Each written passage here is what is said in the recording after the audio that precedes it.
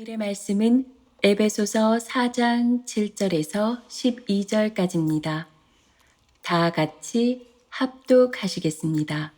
우리 각 사람에게 그리스도의 선물의 분량대로 은혜를 주셨나니 그러므로 이르기를 그가 위로 올라가실 때에 사로잡혔던 자들을 사로잡으시고 사람들에게 선물을 주셨다 하였도다. 올라가셨다 하였은즉 땅 아래 낮은 곳으로 내리셨던 것이 아니면 무엇이냐? 내리셨던 그가 곧 모든 하늘 위에 오르신 자니 이는 만물을 충만하게 하려 하심이라. 그가 어떤 사람은 사도로, 어떤 사람은 선지자로, 어떤 사람은 복음 전하는 자로, 어떤 사람은 목사와 교사로 삼으셨으니 이는 성도를 온전하게 하여 봉사의 일을 하게 하며 그리스도의 몸을 세우려 하심이라. 아멘. 할렐루야. 우리 앞뒤 좌우로 우리 함께 인사하고 말씀 듣겠습니다. 천이 되고 강국이 됩시다. 우리 한번 인사하시겠습니다. 천이 되고 강국이 됩시다. 아멘. 오늘은 은사로 그리스도의 몸을 세우라는 제목으로 함께 말씀을 듣기를 원합니다. 여러분, 우리는 허물과 죄로 말미암아 죽었던 자들입니다. 허물과 죄로 말미암아 소망이 없던 자들입니다. 그런데 예수 그리스도의 대속의 죽으심으로 말미암아 우리를 구원하여 주시고 하나님과 화목하게 하시고 하나님의 자녀가 되게 하시고 우리를 교회로 부르셨습니다. 이방인도 유대인도 교회 안에 부르셔서 하나가 되게 하시고 하나님을 섬기게 하시고 교회에 맡기신 그 놀라운 사명을 또 하나님의 경륜 속에 교회의 복음의 비밀을 맡기셔서 그 일들을 하게 하셨죠. 그러므로 우리가 그렇다면 교회 공동체로서 어떻게 살아가야 되느냐? 지난주에 그러므로 성도의 합당한 삶 가운데 교회 공동체의 합당한 삶이 무엇이냐? 가장 먼저 하나됨을 힘써라라고 말씀하셨습니다. 성령께서 하나되게 하시고 평화에 매는 줄로 하나되게 하신 그 성령님을 통해서 하나됨을 힘써라라는 것입니다. 주님도 한 분이시요 하나님도 한 분이시요 믿음도 하나요? 성령님도 한 분이시요 세례도 하나요? 그러므로 우리는 하나됨을 힘써서 하나님의 아름다운 공동체를 이루고 하나님의 뜻을 이루는 공동체가 되라라는 말씀을 우리에게 주셨죠. 그래서 그 하나됨을 위해서 우리에게 필요한 덕목들도 말씀하셨습니다. 겸손함으로, 온유함으로, 오래 참음으로, 사랑으로 서로 용납함이 있어야 된다. 사실 우리는 오래 참지 못하는 자들입니다. 다른 사람을 잘 용납하지 못하는 자들입니다. 근데 여러분, 우리가 온유할 수 있고 오래 참을 수 있는 이유가 무엇입니까? 하나님으로부터 놀라운 은혜를 입은 자기 때문에, 신령한 은혜를 입은 자기 때문에, 하늘의 복이 우리에게 쏟아졌기 때문에 하나님의 은혜 가운데 우리도 용납함을 당하고 하나님께서 우리를 오래 참으시고 하나님께서 우리를 불쌍히 여기시고 용서하시고 온유하시고 그러므로 우리도 당연히 그 큰 은혜를 받았으니 우리의 삶도 당연히 다른 사람을 향하여 오래 참고 온유하고 용서하고 용납하고 그런 삶을 우리가 살아가게 될 줄로 믿습니다. 그리고 오늘 본문에서는 뭐라고 얘기하고 있습니까? 우리 각 사람에게 하나님께서는 분량을 따라서 은혜를 주셨다라고 말씀하고 있습니다. 이 은사를 가지고 공동체의 하나됨을 위해서 힘쓰고 주신 은사를 따라 섬김으로 교회를 온전하게, 교회를 건강하게 세우라고 말씀하시고 계신 것입니다. 여러분, 우리는 교회가 하나 되어야 된다, 하나됨이 있어야 된다, 하나됨을 힘써야 된다라고 얘기하면 우리가 조금 오해할 수 있습니다. 어떤 식으로 오해할 수 있느냐니까, 그러면 우리가 똑같이 되는 것을 말하는 거구나, 똑같아지는 것을 말하는구나, 이렇게 생각할 수가 있습니다. 하나됨은 똑같아지는 것, 획일화되는 것이다 생각할 수 있죠. 마치 군대처럼, 군대 가면 여러분, 우리가 신병 훈련소에 가게 되면, 우리의 자녀들도 가게 되면 어떻게 됩니까? 민간인들이 입던 옷을 다 벗어버리고 군복을 입히고 똑같은 유니폼을 입고 똑같이 훈련받고 똑같이 밥을 먹고 똑같이 자고 똑같이 지시를 따라서 행동하는 그 획일화된 그 군대처럼 우리가 생각할 수 있는 거예요. 하나 되어라고 할 때에. 근데 여러분, 성경 보니까 우리가 우리의 하나됨을 얘기하면서 획일화되는 것, 똑같아지는 것을 말하는 것이 아니라 너희가 주 안에서 하나 되라고 하신 것은 획일적 하나됨이 아니라 다양성 속에서 통일을 이루라라는 의미로 우리가 받아들일 수가 있는 것입니다. 그 이유는 7절의 말씀에서 우리가 알 수가 있어요. 7절 말씀 우리 같이 읽도록 하겠습니다. 우리 각 사람에게 그리스도의 선물의 분량대로 은혜를 주셨으니, 우리 각 사람에게, 교회 공동체에 있는 모든 각 지체에게 분량을 따라서 선물을 주시고 은혜를 주셨다라고 말하고 있습니다. 여기 은혜를 주셨다는 말은 다른 말로 선물, 은사를 말하는 것입니다. 영어로 보면 기프트죠. 기프트가 선물이지만 여러분, 은사를 말하는 것입니다. 각 사람에게, 교회를 이루는 각 지체에게 선물로서 은혜를 주셨는데, 이 은혜 안에 이제 은사도 있는 것이죠. 은사를 주셨다는 거예요. 근데 이 은사는 획일적인 하나의 은사가 아니라 다양한 은사를 말하는 거예요. 다양한 은사. 여러분, 우리가 예수 믿고 거듭나면 하나님께서 교회로 우리를 부르셔서 교회 공동체 안에 지체가 되잖아요. 그러면 각 사람에게 하나님께서 은사를 주세요. 한 사람도 예외 없이 우리 모두에게 하나님께서 은사를 주셨어요. 그 은사를 따라서 교회의 하나됨을 이루며 교회를 섬기라고 은사를 주신 거예요. 여러분, 그래서 다양한 은사를 주시는 거예요. 똑같은 은사를 주시는 것이 아니라. 그래서 이 하나됨이라는 것은 여러분, 이 다양한 은사로 하나됨을 말하는 것입니다.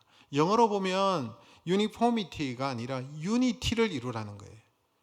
uniformity라는 말은 일치, 획일을 말하는 것이고, unity는 통일이잖아요.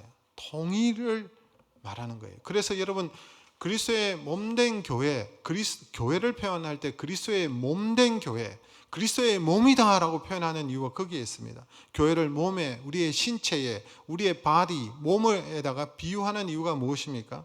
여러분, 몸 안에는 다양한 지체가 있잖아요. 눈이 다르고, 코가 다르고, 입이 다르고, 손과 발이 있고.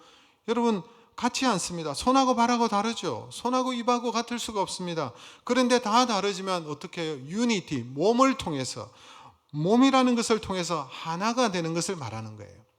그래서 다양함 속에 있지만 우리가 그리스도 안에서 하나가 되는 것은 유니포미티, 획일화되는 것이 아니라 유니티를 이루는 것을 말하는 거예요. 여러분, 그래서 하나님께서 우리에게 다양한 각 지체들에게, 하나님의 자녀들에게 은사를 나누어 주셨습니다. 그 은사가 선물이죠. 왜 선물입니까? 하나님께서 주시는 것이니까 선물이잖아요. 내가 노력해서 얻은 것이 아니기 때문에 선천적으로 주어지는 것. 여러분, 이 은사라고 할 때는 우리가 태어나면서 선천적으로 주어지는 재능, 달란트를 은사라고 얘기할 수도 있고요. 또 교회의 필요에 따라서 우리가 거듭나고 예수 그리스도를 믿고 이제 교회 안에서 신앙생활을 하게 되면 하나님께서 성령의 은사를 주시는 거예요. 교회에 필요한 은사를 나누어 주시는 거예요. 이 모든 것이 자기 노력으로 이루어지는 것이 아니라 값없이 주어지는 것입니다. 여러분, 사람들에게 이 은사라고 하면 여러분 달란트를 말하는 거예요. 사실은 재능을 말하는 것입니다. 달란트는 개발되기도 하지만 어떻게 해요? 주어지는 것이잖아요. 타고나는 것이잖아요. 하나님께서 우리 자녀들에게 다 달란트를 주셨어요. 재능을 주셨어요. 하버드 대학 교수인 교육학 교수인 하워드 가드너는 인간 지능을 얘기하면서 인간의 지능은 수리, 언어, 음악, 운동, 실존 능력 등등 15개에 이르고 각각은 독립적인 지능이다라고 얘기합니다. 어떤 사람은 더 많은 얘기를 합니다. 예컨대 여러분, 이 지능이 다르다는 거예요. 운동도 지능이라는 거예요. 운동 감각이 타고난 사람이 있고 공부에 탁월한 능력이 있는 사람이 있다는 거예요. 그래서 어떤 사람은 나는 공부가 제일 쉬워요, 이런 말을 하는 사람이 있지 않습니까? 이 가능한 거예요. 왜냐하니까 그 사람은 이 방면에 탁월하고 이게 재밌고 이게 여러분 능력을 발휘하는 것입니다. 그런데 여러분, 평생 공부가 가장 어려운 분들도 있잖아요. 우리의 자녀 가운데 공부가 어려워하는 자녀들 있죠? 그 공부하라고 한다고 해서 여러분 공부가 되는 게 아니에요. 그 지능이 없는 거예요. 공부 지능이 없고 하나님께서 다른 방면에 뛰어난 자질을 주셨다는 거예요. 교육학자들도 그렇게 얘기하고 있지 않습니까? 그래서 교육이라는 것은 개발한다는 면보다는 발견하는 면이 더 큰 것입니다. 우리 자녀들의 재능과 하나님 주신 그 달란트를 발견하고 찾아내어서 그것에 여러분 어떻게 합니까? 그 능력이 잘 발휘되도록 이끌어주는 것이 여러분 교육입니다. 부모가 해야 될 교육이에요. 여러분 보세요. 중요한 모든 것들은 하나님으로 받는 거예요. 재능도 받고 은사도 받잖아요. 여러분 구원도 하나님의 은혜로 그저 우리를 구원해 주시죠. 우리의 힘으로는 우리가 구원에 이룰 수 없기 때문에, 우리의 힘으로는 우리의 죄 문제를 해결할 수 없기 때문에, 그래서 하나님께서 주시는 거예요. 하나님께서. 그러므로 여러분 우리는 자랑할 수 없어요. 왜 자랑 못합니까? 내가 노력해서 내가 얻은 것이 아니기 때문에, 내가 땀 흘리고 수고한 것이 아니라 하나님께서 구원의 은혜도 주시고 이렇게 은사도 주시고 재능도 주시고 다 주신 것이기 때문에, 그래서 자기에게 주어진 것을 찾아서 개발해내야 되는, 개발하는 것입니다. 잘 개발하여서 그 재능을 가지고 섬기는 것이죠. 물론 여러분은 시대나 환경을 잘 만나서 자기가 가지고 있는 그 재능이 꽃 피울 수 있고 열매를 많이 맺을 수가 있습니다. 여러분 예를 들면 전쟁 때에 탁월한 사람이 있는가 하면, 전쟁 때는 이 사람의 재능이 탁월하게 쓰임을 받는데 평화 시에는 별로 쓸모가 없을 수도 있습니다. 여러분 경제적인 능력이 천시를 받는 시대가 있었습니다. 조선시대는 여러분 상인들이 천대를 받았잖아요. 그러나 오늘 이 시대는 가장 여러분 뛰어난 능력으로 간주하는 것이, 이런 경제적인 능력을 가진 사람이 가장 어떻게 보면은 뛰어난 능력을 가진 사람으로 취급을 받습니다. 그러니 여러분 이것은 타고나는 것인데 어쩔 수 없어요. 그래서 자랑하거나 자기의 없는 은사를 가지고 탓할 필요가 없어요. 하나님께서 주시는 거기 때문에 주어진 은사와 선물을, 달란트를 가지고 최선을 다하여 사는 것이고, 좋은 결과를 맺을 수 있도록 환경을 만나고 그런 상황이 되어서 좋은 결과를 맺을 수 있다면 감사한 일이고, 그렇지 않더라도 누구에게 책망하거나 자신을 탓할 필요가 없다는 것입니다. 이 은사와 은혜를, 선물을 주시는 분이 누굽니까? 오늘 보니까 그리스도께서 분량대로 선물을 주시는 거예요. 은사를 주신다라고 말하고 있지 않습니까? 이분이 바로 예수 그리스도이십니다. 하늘에 원래 계신 분인데 하나님의 보좌에 앉아 계시다가 이 땅에 인간의 몸을 입고 이 땅에 내려오셨습니다. 우리를 구원하시기 위해서. 또한 자신을 대적하는 모든 정세와 권세를 파하시고 주권자가 되셨습니다. 그래서 8절에 보니까 사로잡혔던 자를 사로잡으시고 이 세상의 악한 영들과 권세들을 정복시키시고 다시 하늘에 오르사 권능으로 온 만물을 다스리는 주권자가 되신 예수 그리스도께서 각 사람에게 선물을 주셨다는 거예요. 은사를 주셔서, 달란트를 주셨다는 것입니다. 그러므로 주인 되신 주님께서 각 사람들에게 합당하게 주신 은사를 주셨기 때문에 원망하거나 불편할 필요가 없는 거예요.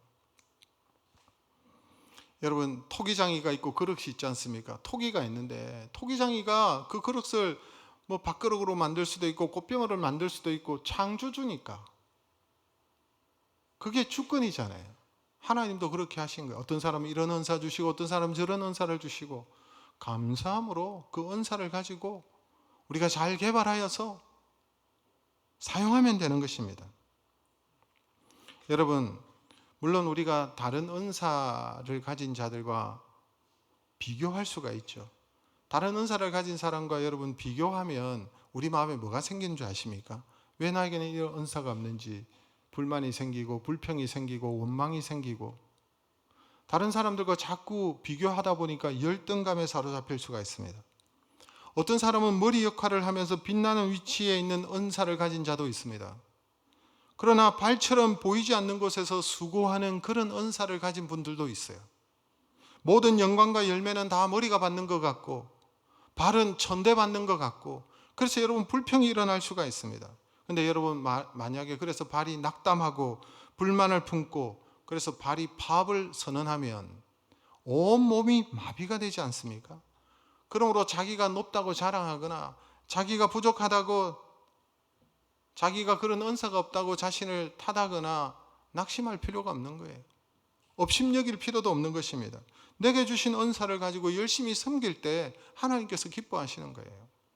그러므로 여러분 우리 공동체 안에서 하나님께서 다양한 은사를 주셨는데 그 다양한 은사를 가지고 서로 비교하거나 이렇게 할 필요가 없는 거예요. 여러분, 다른 사람과 비교할 때 나는 초라해지고 부족해 보이고 열등감에 사로잡힐 수밖에 없어요.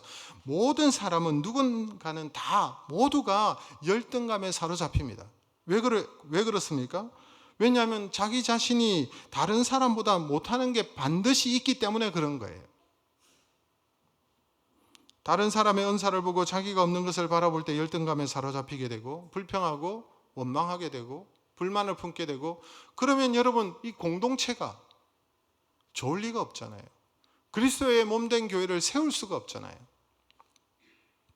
비교하고 원망하고 불평하고 열등감에 사로잡히는 것이 아니라 내게 없는 것이 다른 사람에 있거든 그것을 인정하고 즐기면 되는 것입니다.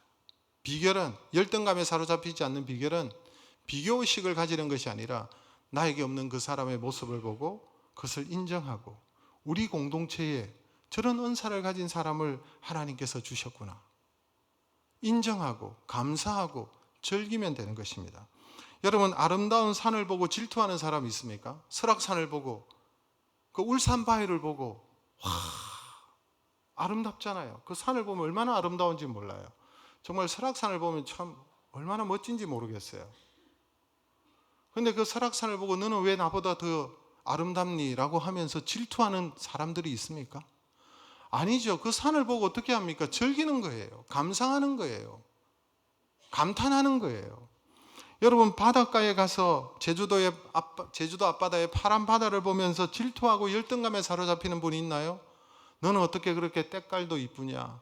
나는 얼굴이 이렇게 축축칙칙한데 뭐 이런 사람 없잖아요. 그 바다를 보면서 즐기잖아요. 감상하잖아요. 어떻게 저렇게 아름답지? 하나님께서 만드신 자연이 너무나도 아름답구나. 즐기고 감상하고 그러면 힘이 되는 것입니다. 너는 왜 나보다 더 이쁘냐? 그 산을 보고 이 죽일 사나 뭐 죽일 바다야, 이런 사람은 좀 이상한 사람 아닙니까? 마찬가지입니다. 사람도 마찬가지입니다. 아름다운 사람을 보면 아름답다고 표현하고 인정하면 되는 것입니다. 아, 저 사람은 어떻게 저렇게 아름답지? 똑똑한 사람이 보이면 아, 저 사람은 어떻게 저렇게 스마트하지? 위트가 있고 재미가 있는 사람은 저 사람은 어떻게 저렇게 재밌는 사람인지 모르겠다고. 즐기면 되는 거예요. 즐기면 되는 거예요. 우리 공동체 안에 저런 분을 주신 것을, 저런 사람을 하나님께서 만드셨구나, 저런 사람이 우리 공동체 안에 있구나 인정하는 거예요. 즐기면 되는 것입니다. 여러분, 주변에 있는 사람들, 나보다 다른 은사를 가지고 있는 사람들 비교할 것이 아니라 하나님께서 주신 이 멋진 것들을 인정하고 즐길 줄 아는 사람이 되시기를 주님의 이름으로 축복합니다. 그래서 감상하십시오. 사람도 감상의 대상이에요. 아름다운 성품을 가진 사람 보면 저 사람은 어떻게 저렇게 아름다운 내면을 가지고 있을까?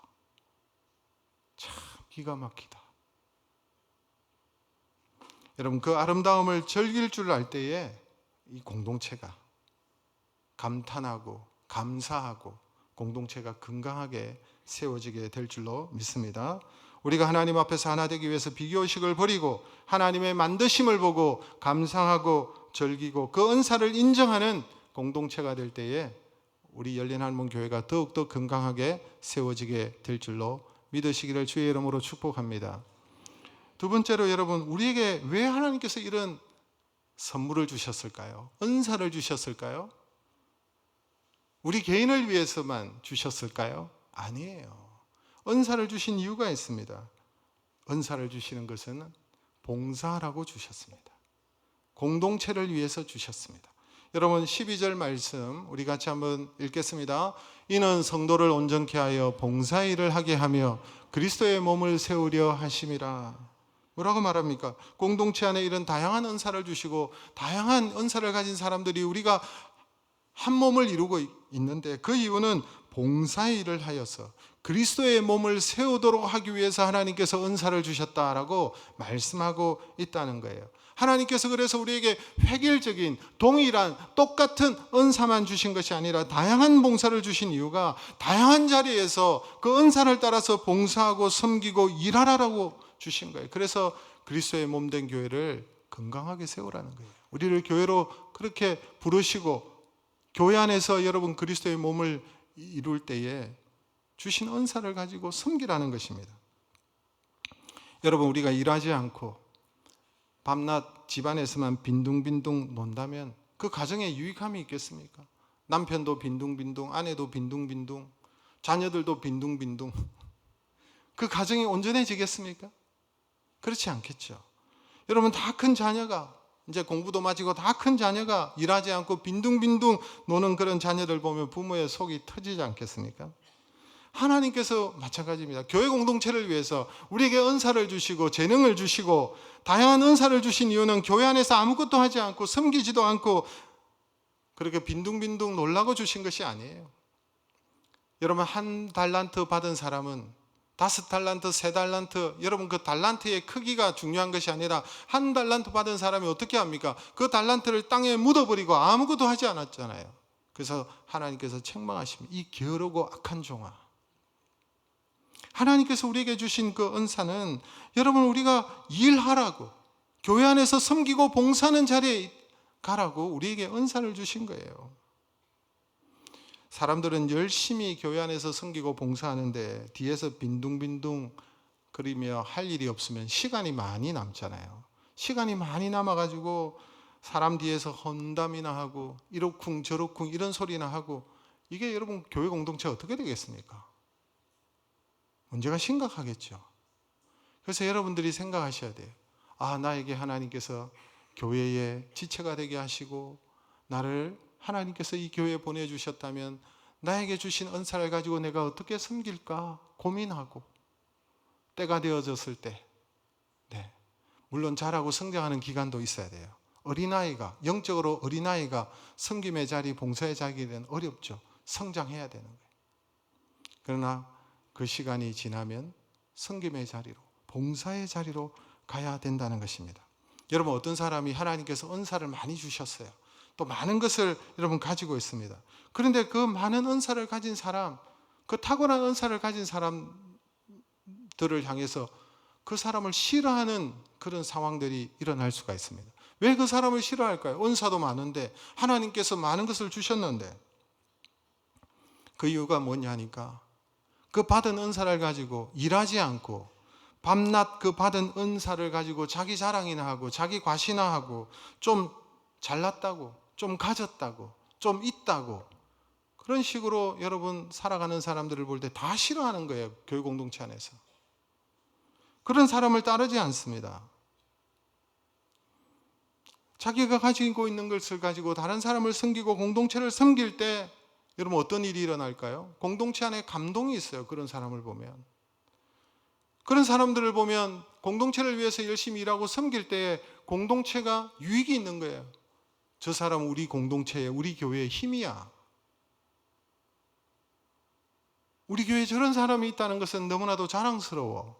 아무도 싫어하지 않을 거예요.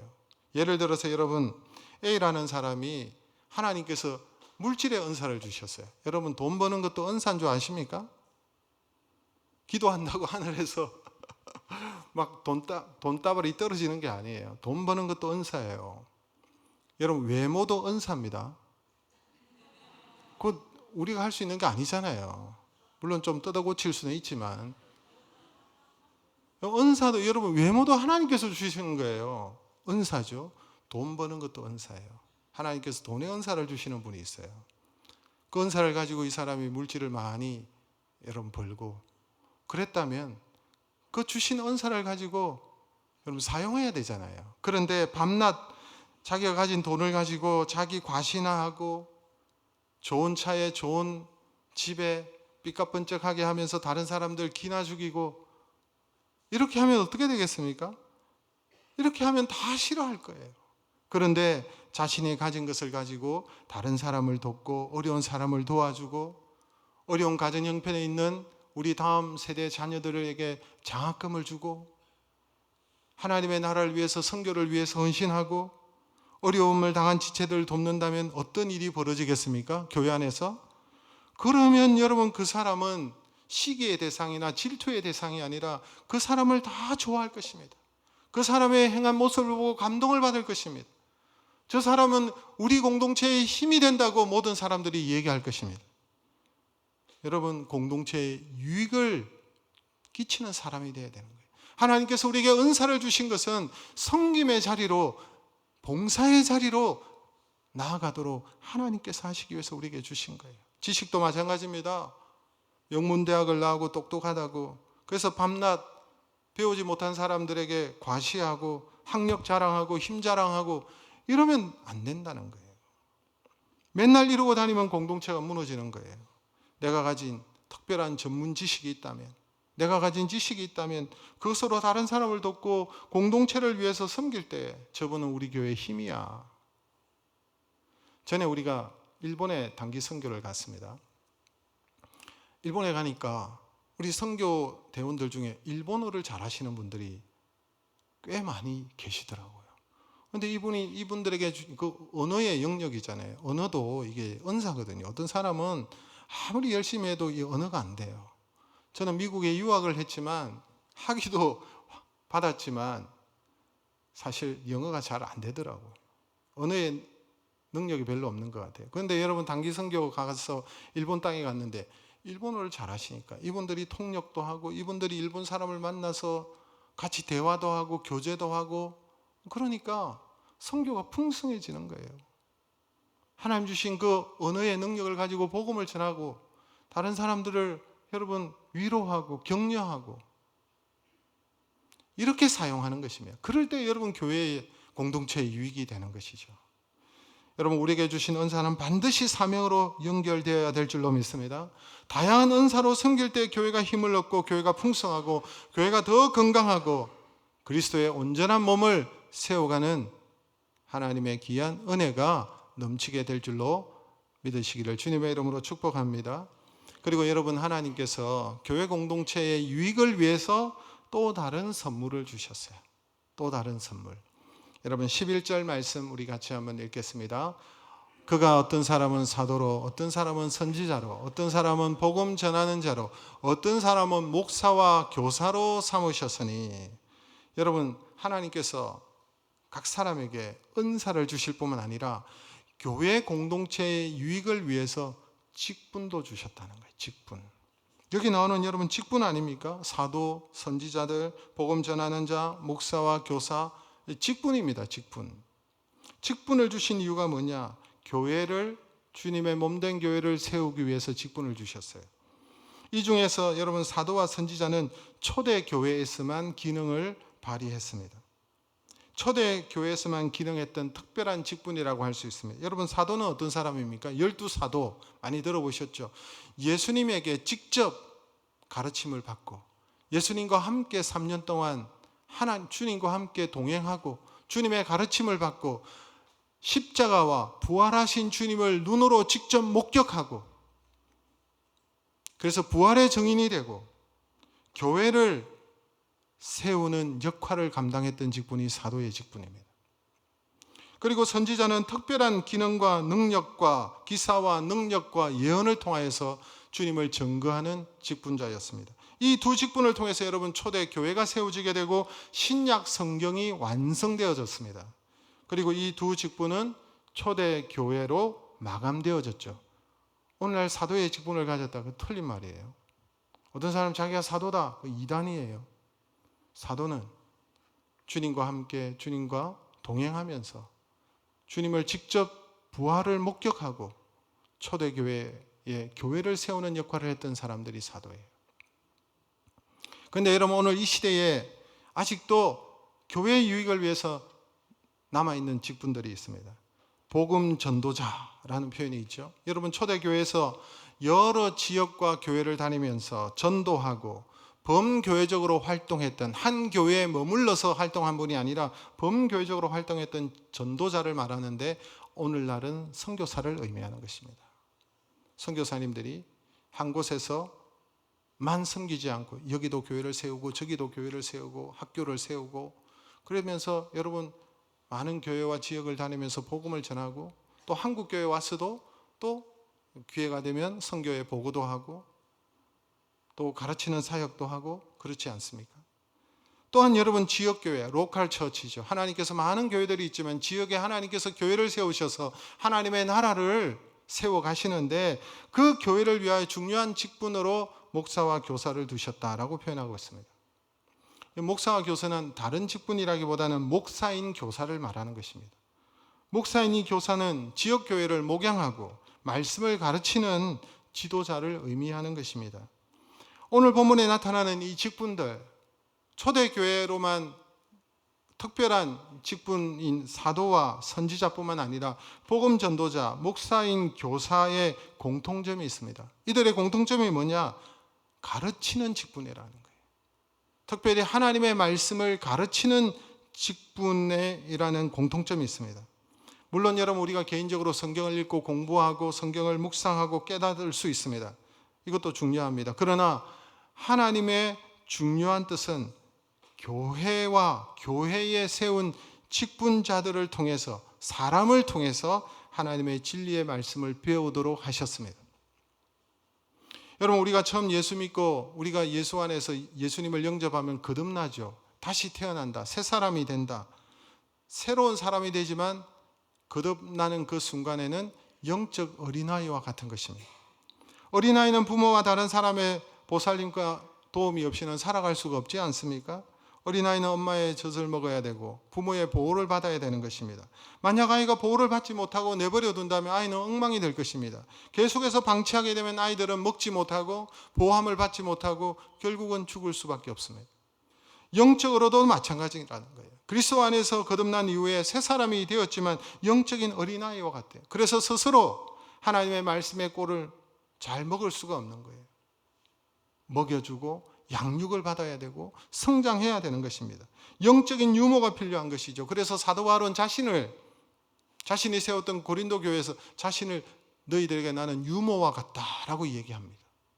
영적 유모라는 거예요. 영적인 양식을 먹어야만 자라고 성장할 수 있기 때문에 그랬어요. 너희들에게 밥으로 하지 못하고 너희들에게 젖으로 한다, 이런 표현이 있어요. 아직 자라고 성장하지 못했기 때문에. 여러분, 결코 하루아침에 장성할 수가 없어요. 영적으로 장성하고 영적으로 성숙할 수 있을 수가 없습니다. 그래서 하나님께서 교회를 위해서, 교회를 온전하게 세우기 위해서, 양육하기 위해서 목사와 교사를 허락하신 거예요. 말씀으로 양육하도록 교회의 유익을 위해서, 그리스도의 몸을 세우기 위해서 하나님께서 허락하신 직분이라고 말할 수가 있습니다. 그래서 12절에 이렇게 말을 하는 거예요. 다양한 은사를 주시고 직분을 허락하신 이유가 12절 말씀, 우리 같이 한번 읽어볼까요? 이는 성도를 온전하게 하여 봉사의 일을 하게 하며 그리스도의 몸을 세우려 하심이라. 여러분 보세요.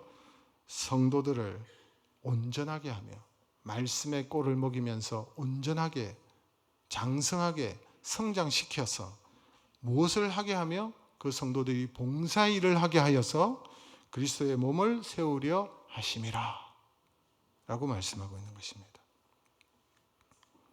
여러분, 목사의 직분만이 아니라 우리 주님께서는 교회 안의 필요에 따라 여러 직분도 허락하셨습니다.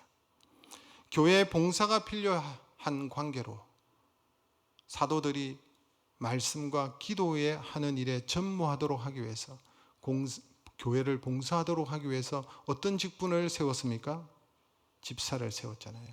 그래서 여러분, 초대교회 보면 7 집사를 세웠던 것을 볼 수가 있습니다. 초대교회에서는 일찍이 장로라는 직분을 세워서 교회를 섬기도록 하나님께서 역사하셨습니다. 뿐만 아니라 그 이후에 교회사를 보면은 요한 웨슬레에 의해서 권사라는 직분이 세워졌습니다. 그 당시의 권사는요, 목회자, 설교자가 없을 때 평신도 설교자로서 권사가 말씀을 전했습니다. 감리교가 그렇죠. 여러분, 이처럼 하나님께서는 교회의 유익을 위해서, 교회를 온전히 세우기 위해서 우리에게 은사를 주실 뿐만 아니라 교회의 유익을 위해서 직분도 주셨다는 거예요. 그러니까 교회에 주신 선물이 뭐냐? 직분을 주셨다는 거예요. 그 직분자를 주심으로 말미암아 교회가 온전히 영적으로 아름답게 세워지기 때문에 그런 것입니다. 그러므로 여러분은 우리 교회 안에 하나님께서 허락하신 이 직분자들을 소중히 여기고 그 직분을 잘 감당할 수 있도록 여러분 우리가 기도해야 되는 것입니다. 말씀을 맺습니다. 교회 공동체의 합당한 삶은 무엇이냐? 하나됨을 이루라는 것입니다. 성령께서 하나되게 하신 것을 힘써 지키라. 근데 그 하나됨은 획일이 아니라 통일입니다.